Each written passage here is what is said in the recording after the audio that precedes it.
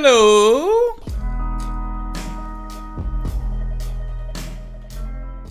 Hey, what's happening everyone, and welcome back to the channel. Hope you're having a lovely one today. We are going to listen to some Todd Rundgren. We're going to listen to the song Lockjaw. This is off of his album Acapella, which was released in 1985. This is his, well, it doesn't tell me which number album this is. It's one of his albums. This particular track had been suggested to me by Courtney Wallace. So Courtney Wallace, thank you so much for the recommendation. Thank you for the suggestion. You said that this would be perfect for around the Halloween season, so around it we are going to do. And I'm looking, you've recommended this track. I'm looking like way back 4 years ago. You've recommended it, of course, several times more recent that. I see a few days, a few weeks, a few months, and then 3 years, and then 4 years. So listen, sometimes it takes me a little bit to get to it, and I'm not even going to say that I will get to it, but today we're getting. So let's go ahead and listen to the track. We'll talk about it after. Here we go. And I'm assuming that this is going to be a cappella because of the name of the album. Let's go.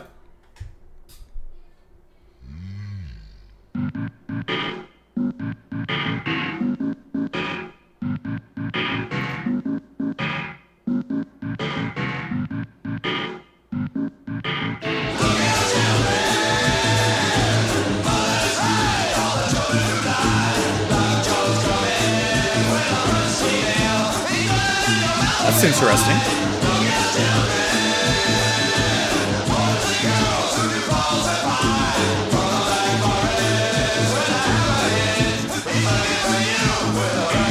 In the Black Forest lives an ogre named Lockjaw.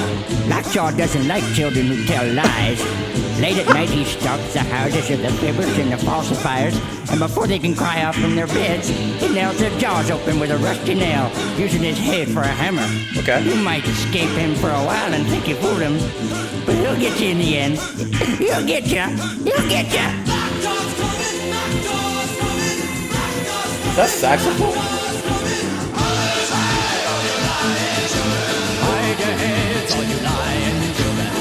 It's almost Zappa-esque.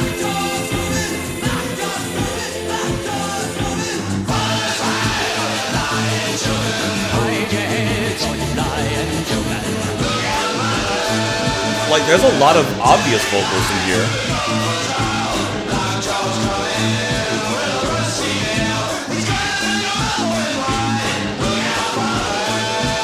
He's probably manipulating his voice for some of these other effects.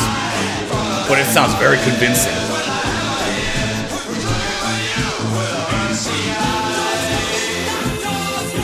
Like that.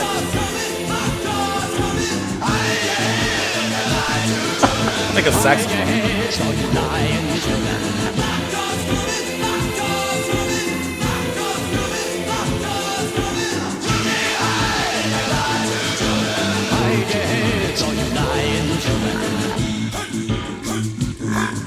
Is that a bird?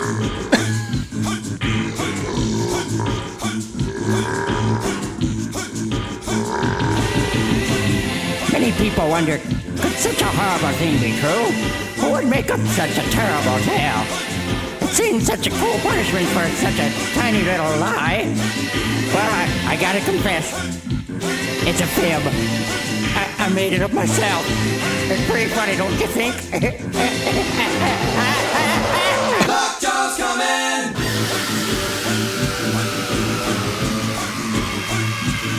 This is an interesting one, I'll tell you that. This is an interesting one.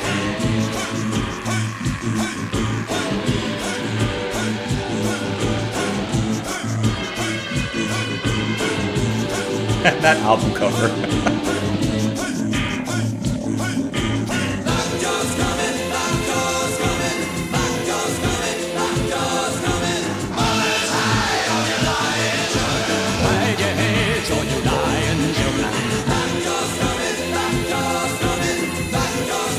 That saxophone sound is very convincing.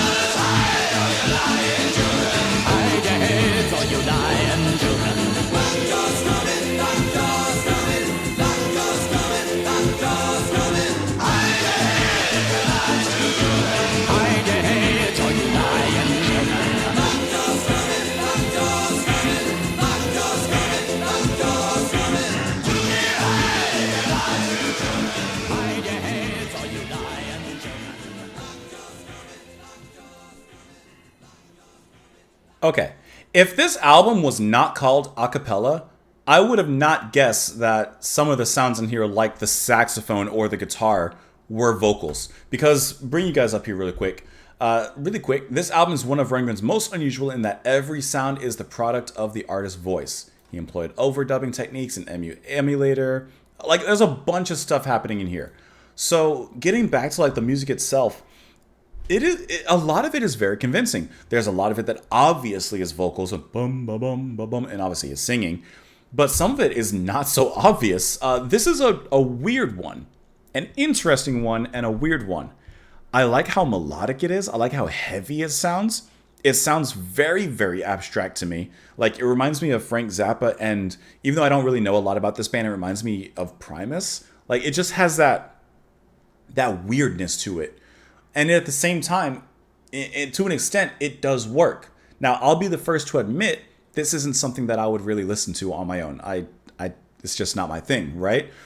But I can't help but admire it because it doesn't sound just like him singing and him mimicking instruments in a very boring, conventional way. No, he's really, really putting effort into it, putting manipulation and all these effects into it so that it actually does sound relatively convincing. So I think that just from like a piece of art point of view, this is really, really cool. And this is very impressive. I won't listen to it really, but it is extremely impressive how he did this because it does have a very like interesting sound. And I'm just looking at, like, I'm reading some of the information on this here. It was finished in 1984 and slated for release, but with Beersville's slimming artist roster and lack of successful artists, Albert Grossman did not want to risk releasing an album that he felt was too experimental and would not sell. So it had it went through some issues. There's a lot of history with this. And I could definitely see that, obviously, this would be a risk, but, I mean, this is really just one of those songs that I'm very impressed by. And once again, I think it's necessary for art to progress. And whether you like it or not, whether I like it or not, I'm happy that it exists because it's there for a purpose. And I think that sounds really cool. Looking at the lyrics here. Very interesting album cover, by the way. Look out, children. Mothers hide all the children who lie. Lockjaw's coming with a rusty nail. He's going to nail your mouth open wide. Look out, children, boys, and girls who do falsify. From the black forest with the hammerhead, he's looking for you with a rusty eye. Obviously, another one of those tall tales, that you tell your kids, to make them behave. So, hey, if you lie, Lockjaw's going to come and he's gonna nail you. In the black forest lives an ogre named Lockjaw. He doesn't like children who tell lies. Late at night, he stalks the house of the fibbers and the falsifiers. And before they can cry out from their beds, he nails their jaws open with a rusty nail, using his hammer for a head. You may escape him for a while and think you fooled him, but he'll get you in the end. He'll get you.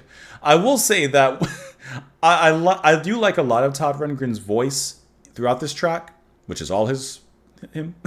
But his I don't even know what kind of accent he's putting on.